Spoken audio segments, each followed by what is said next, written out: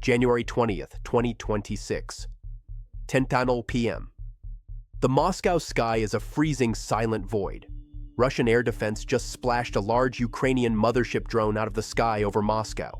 Inside the command bunker, operators are celebrating, fists pumping, cheers echoing off concrete walls, victory confirmed.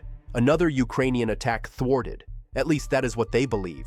But then something strange happens. The radar lights up again. Dozens of new contacts, not retreating, screaming toward Sheremetyevo Airport at terrifying speed. That destroyed drone was the decoy, a sacrificial lamb.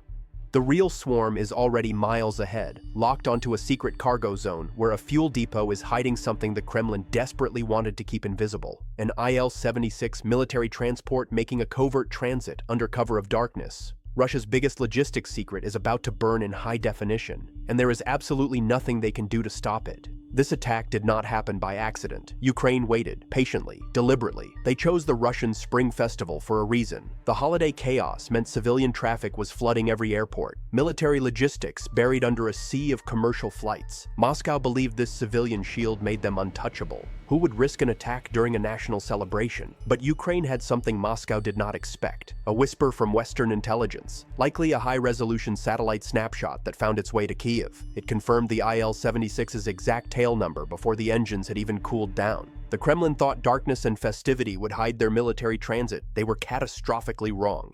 Now let me explain the weapon system that made this possible, because this is where things get truly terrifying for traditional military planners. Ukraine deployed 12 United 24 mothership drones. These are not your typical surveillance aircraft. Think of them as flying aircraft carriers, miniature platforms designed for one purpose: delivering death from above without risking a single pilot. Each mothership carried 6 FPV assassin drones nested inside its belly. That is 72 precision weapons in total, 72 independent kill vehicles, all coordinated through a decentralized mesh network that could adapt faster than any human command structure. The motherships cruised at 5,000 feet through sub-zero Moscow airspace at a steady 120 miles per hour. Total cost of this entire operation? Approximately $1.2 million in plastic and code. The target they were aiming at? A $200 million S-400 air defense battery, plus the IL-76 transport, plus the fuel depot. The math here is brutal. Ukraine brought a swarm of digital hornets to fight a dinosaur, and the dinosaur had no idea what was coming. The operation began with 7 motherships tilting their noses into the wind. Bay doors opened. 42 FPV drones dropped into the void. They did not just fall. They executed controlled dives, plummeting through the freezing air until their electric motors screamed to life at just 100 feet above the snow. By hugging the terrain, these tiny hunters blended into radar clutter. Trees, river valleys. All that messy feedback that makes a radar screen look like static white noise. Meanwhile, the motherships stayed at altitude, acting as deliberate targets. Blinking neon signs that said "hit me." A young Russian S-400 operator watched a massive red bloom appear on his radar. Target confirmed. Mothership detected. Fire. A 48 N6 missile tore out of its vertical tube at Mach 6. The crew watched the streak of light connect with the mothership in a blinding white-hot explosion. Direct hit. Target neutralized. The operator pumped his fist. In his mind, he just saved Moscow. But then he looked at his screen again. The mothership was gone. But 42 tiny green pinpricks were still moving steadily toward the airport. He realized with a stomach-turning jolt that they just used a $2 million sledgehammer to hit an empty bus after the passengers had already stepped off. The southern perimeter erupted first. 2 Pantsir S-1 units reacted with mechanical ferocity. Their twin 30mm cannons sent a wall of lead into the darkness, tracers zipping through the air like glowing red needles. They managed to swat 5 FPVs out of the sky in showers of sparks. For a moment, it looked like the defense might hold, but here is where decentralized swarm intelligence revealed its teeth. The moment those drones went dark, the mesh network did not panic. It recalculated. Like a high-speed trading floor reacting to a market crash, the surviving swarm instantly redistributed mission data. They split into 3 subgroups, executing nonlinear zigzags that no human gunner could ever track. The first wave reached the depot and slammed into peripheral targets. Radar masts, security towers, thermal sensors vaporized. The Russian commander's radio became a screaming mess of reports. Outer fence breached, southern sensors dark, we are firing at shadows. This was tactical overload. And then the commander made the critical mistake. He ordered every Panzer unit to scramble south. Protect the fuel lines. Every gun rushed toward the southern fire. They thought they were charging into the heart of the fight. Instead, they left the western and northern flanks completely unguarded. High above Moscow's northwestern suburbs, 3 more motherships were holding at 5,000 feet. The southern wave had done its job. Now the real flanking maneuver began. 18 FPV drones dropped from these motherships and used the suburban sprawl for cover. High-rise apartments, industrial warehouses. These were the blind spots of Russian radar, like trying to find a black cat in a dark room full of furniture. Back at the depot, the Russian crews had barely stabilized the south when alarms screamed from the Western Auxiliary Station. New contacts, sector northwest, 4 miles out. The commander froze. His S-400 radar was lagging, suffering buffer bloat from tracking too many southern targets. It was like trying to play a video game while someone downloads a massive update in the background. Frame rate drops, reactions slow. In war, a 3-second lag is a death sentence. 2 FPVs dove autonomously for the auxiliary radar arrays. The explosions were surgical. They shredded the delicate spinning dishes and thermal optics. The Russian defense was now half-blind. They could still shoot, but they could no longer see with precision. The 30mm cannons fired blind barrage patterns into the blizzard. Meanwhile, the Ukrainian mesh network shared a real-time map of every vulnerability the Russians had just exposed.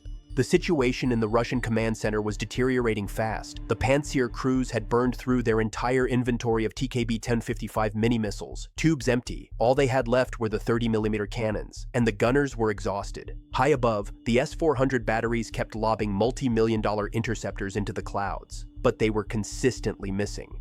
A Mach 6 missile trying to hit a plastic drone at 100 feet is like trying to swat a mosquito with a telephone pole. The defense network was overloaded, like an old computer running too many browser tabs. Every time the radar tried to lock onto a new target, the swarm's mesh network threw a dozen decoys into the mix. The Russians were reacting to where the drones had been, not where they were now, and while they sprayed 30mm lead into the northwestern sky, the final 2 motherships were already positioning for the kill. From the north, the direction the Russians had convinced themselves was safe. 12 FPV drones dropped from those last motherships, screaming in from the unguarded flank.